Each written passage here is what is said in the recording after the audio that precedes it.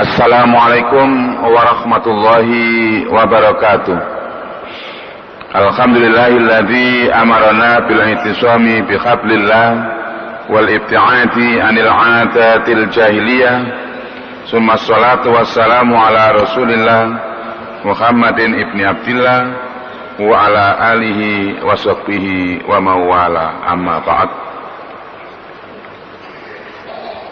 Qala Allah Ta'ala fi kitabil karim, a'udzu billahi minasyaitonir rajim, wa qatiluhum hatta la takuna fitnah wa yakuna ad-dinu kulluhu lillah. Al-ayah. Hadirin jamaah subuh yang dimuliakan Allah, sebagaimana kajian kita yang lalu, materi kita pada jihad fisabilillah, berjuang di jalan Allah di berbagai lapangan. Sudah kita sampaikan bahwa jihad bukan hanya dengan pedang dan dengan senjata, tetapi dapat pula dengan menggunakan ilmu pengetahuan, jihad dalam hal ekonomi, jihad dalam hal menyampaikan ilmu, jihad dalam hal berpolitik, jihad dalam perang, dan lain-lain. Jihad di dalam berpolitik umpamanya dengan mengeluarkan daya upaya dalam menegakkan risalah Islam, sehingga risalah Islam atau syariat Islam dapat dirasakan dan dinikmati oleh umat Islam di wilayahnya. Kemudian jihad di dalam perang misalnya dengan mengeluarkan daya upaya untuk menghadapi musuh-musuh Allah yang merintangi menjalankan hukum Allah, menghalang-halangi penyebaran dakwah Islam di muka bumi, maka itu pun perlu kita perangi, sebagaimana di dalam surat Al-Anfal ayat 39 yang saya bacakan tadi, yang artinya, dan perangilah mereka supaya jangan ada fitnah atau gangguan-gangguan terhadap umat Islam dan agama Islam, dan supaya agama itu semata-mata bagi Allah, supaya manusia merdeka dalam beragama Islam. Para jamaah yang dimuliakan Allah, apabila kita lihat dalam sejarah, maka perjuangan itu dimulai dari ketika anak-anak itu masih kanak-kanak, itu sudah dilatih untuk berjuang. Sebagaimana yang kita saksikan ketika kaum muslimin keluar dari perang Uhud, ya, maksud saya keluar menuju perang Uhud, Rasulullah mengembalikan orang yang dianggapnya masih terlalu kecil, karena waktu itu ada 2 anak kecil ikut berperang, dikembalikan oleh Rasulullah.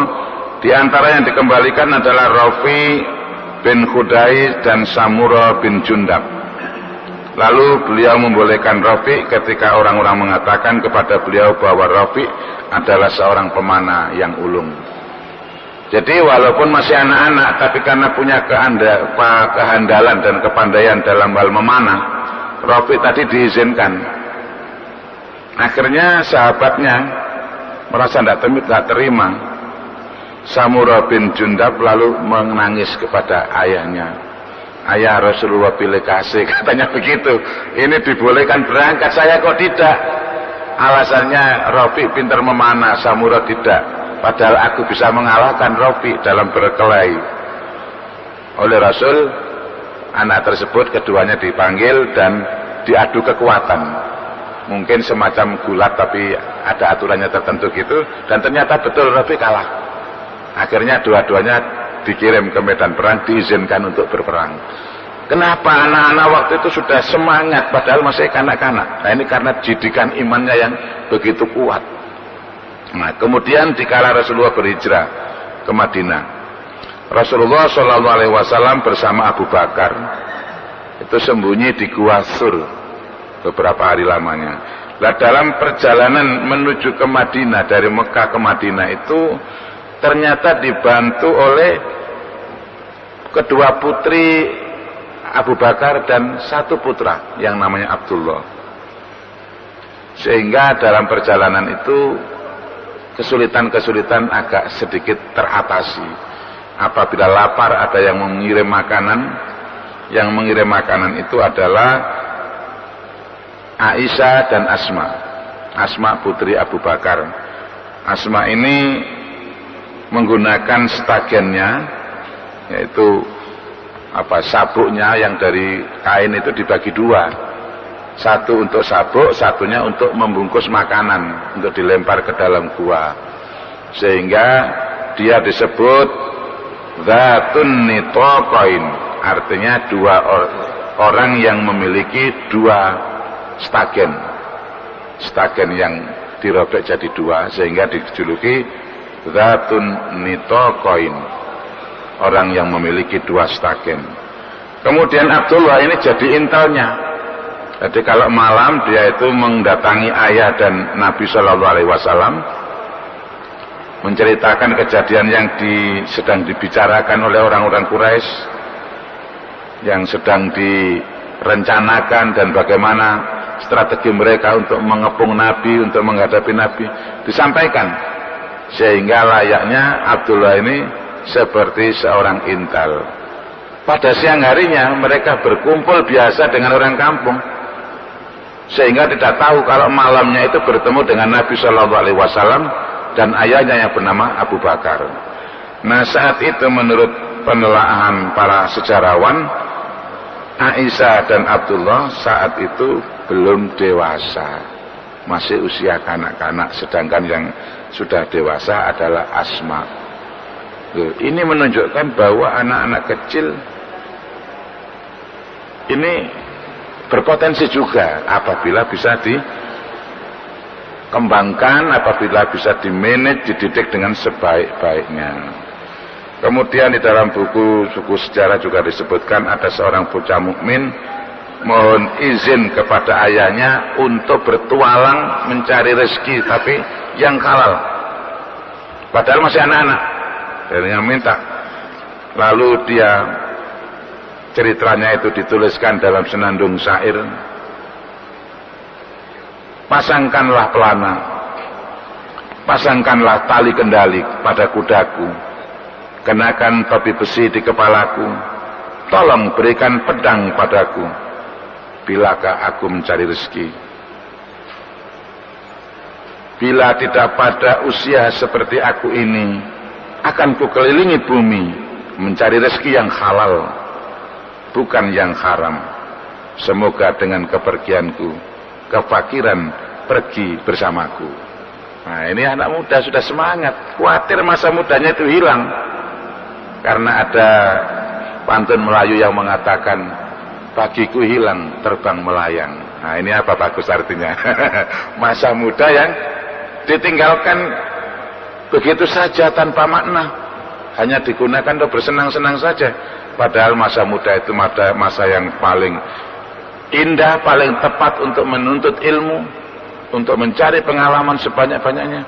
Tapi ditinggalkan dengan berleha-leha, laya-laya, bersenang-senang saja tanpa ingat akan Yang Maha Kuasa. Nah, ini rugi.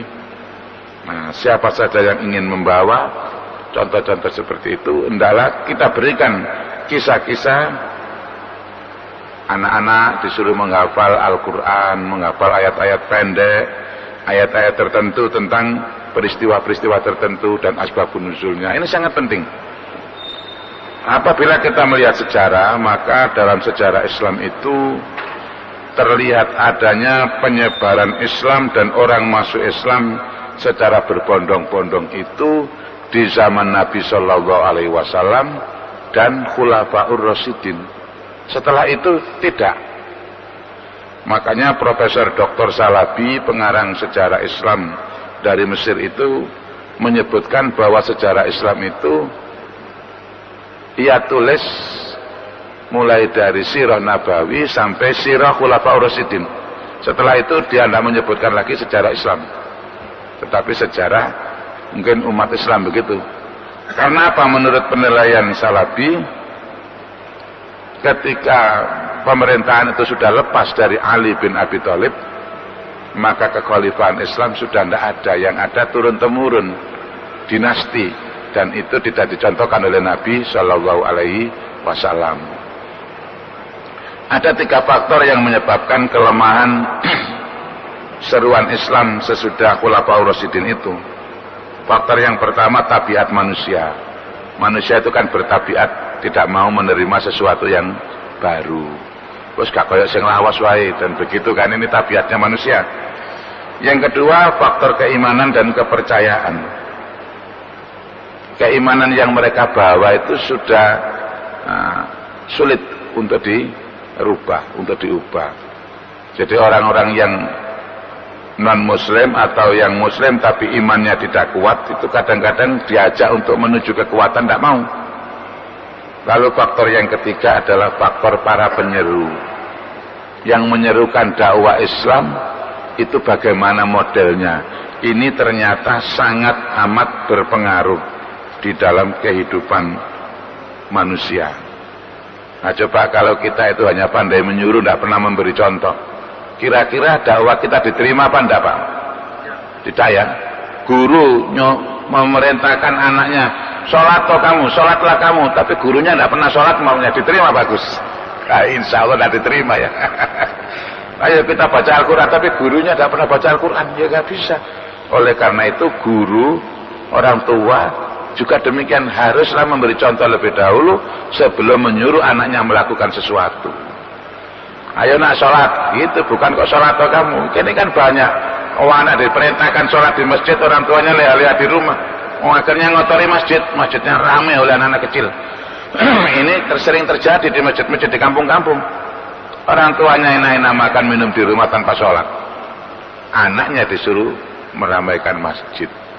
Nah, ini lucu, sesuatu yang tapi terjadi Pak ya, banyak ini terjadi, apalagi di kampung-kampung. Karena rumahnya sempit, terus ada ngerepotin yang masjid kono ae. Ini malah diusir, disuruh main-main di masjid ini. Anak disuruh ngaji, orang tuanya tidak bisa ngaji. Nah ini. Kemudian kalau kita lihat dalam sejarah, Rasulullah SAW dan 4 khulafaur rasyidin itu berhasil mengembangkan dakwahnya.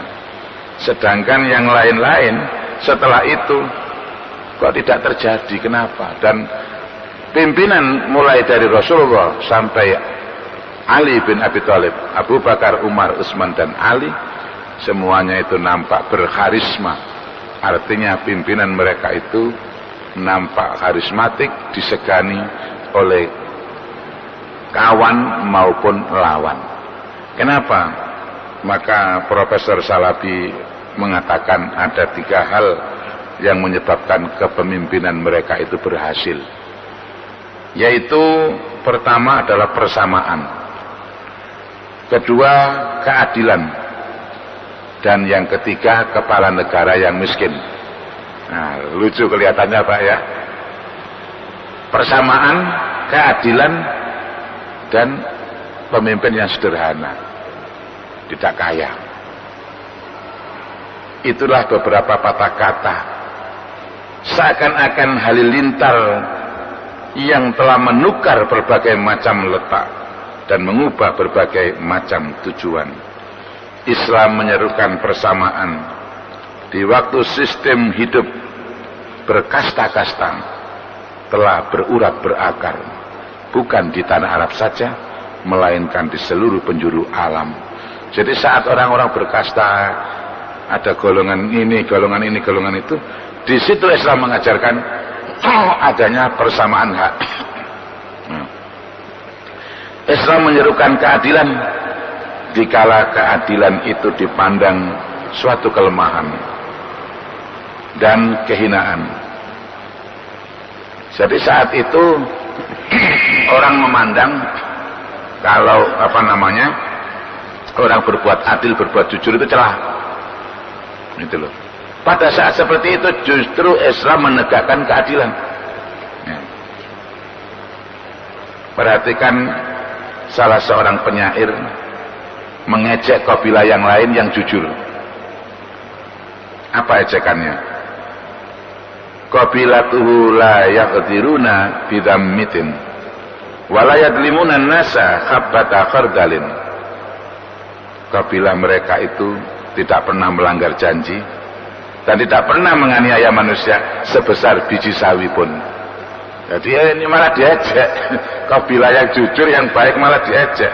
Nah, saat itulah Islam menyerukan keadilan. Dan dikala orang memerintah dengan penuh kemewahan, Islam telah menyerukan agar seorang kepala negara bekerja untuk kebahagiaan rakyat, bukan untuk kebahagiaan dirinya saja. Jadi Islam menciptakan kepala negara model baru, yaitu kepala negara yang miskin, banyak rakyatnya yang lebih kaya darinya, memiliki kekayaan yang lebih banyak dari kekayaannya. Maksudnya rakyatnya itu lebih kaya dari rajanya, dari kepala negaranya, bukan raja ya. Islam menyerukan ini di waktu seorang yang menjadi kepala negara berhak memiliki umat manusia. Sebaliknya umat manusia tak punya hak apa-apa terhadap kepala negaranya. Kepala negara sebelum Islam berhak memiliki tanah, berikut hamba sahaya yang akan mengerjakan tanah itu. Kepala negara berkecimpung dalam kenikmatan dan kemewahan hidup, dan rakyat diharuskan bekerja mati-matian untuk kepala negara yang hidup mewah dan nikmat itu. Takjublah manusia ketika itu menyaksikan Rasulullah dan Khulafaur Rasyidin melaksanakan prinsip-prinsip itu dengan penuh semangat dan keyakinan. Takjub mereka menyaksikan Muhammad yang oleh sementara bangsa Arab dinamai Maharaja di Raja, tetapi beliau bukanlah seperti raja-raja. Beliau tak segan menambal baju, mengesul sepatu, bahkan kerap kali menderita lapar. Hanya setelah menikah dengan Khadijah, kehidupan ekonominya lebih baik dari sebelumnya. Disebutkan di dalam Al-Quran surat Duha ayat 6-8. Alam yajidka yatiman fa'awa wa wajadaka dhallam fahada wa wajadaka ailam fa'aghna.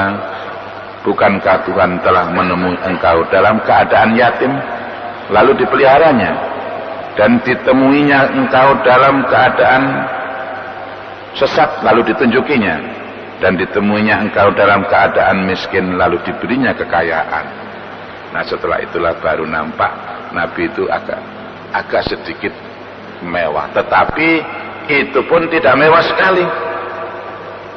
Semuanya itu dibatasi, walaupun beliau bisa hidup mewah, tetapi hidup dengan sederhana.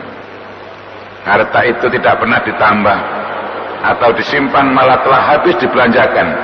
Hingga di waktu beliau wafat, beliau mempunyai hutang. Ini Rasulullah, sederhana sekali.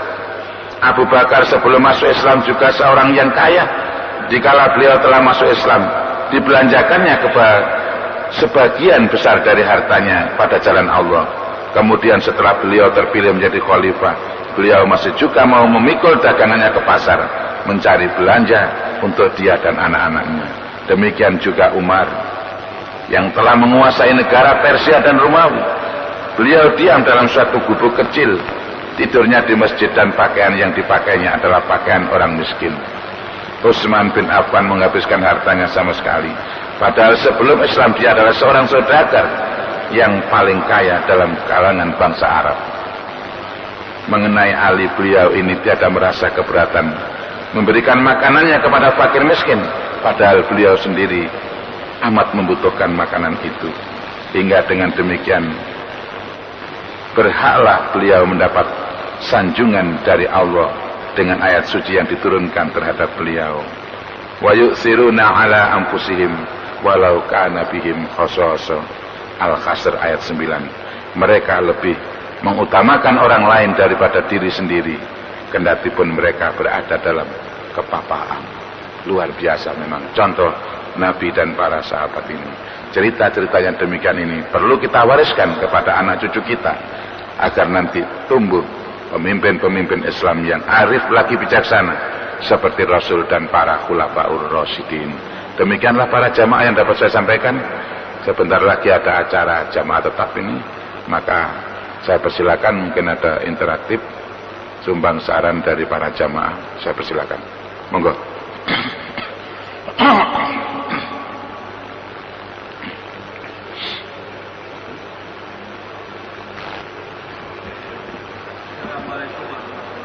Waalaikumsalam warahmatullahi wabarakatuh. Ya. Apakah kalau sejak itu yang bersangkutan itu masih kecil belum balik dan dia berjalan untuk kakak agama Allah, apakah dia masuk surga bukan orang tuanya karena dia belum balik? Sekian. Ya, terima kasih Bapak. Jadi anak-anak yang belum balik lalu berjihad dan mati itu siapa yang mendapat pahala dua-duanya? Anaknya dan orang tuanya. Ya, orang tuanya berhasil mendidik, anaknya berhasil menjadi anak yang militan. Jadi dua-duanya dapat pahala Pak ya. Ya. Kecuali kalau orang tuanya bukan orang yang soleh, ya terang tidak mendapatkan apa-apa. Terima kasih. Mungkin bagus ya, silakan.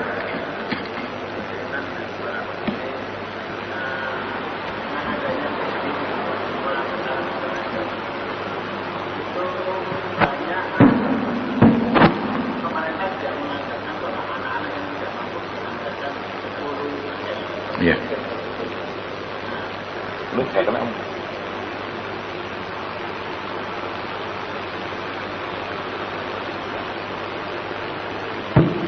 Ya.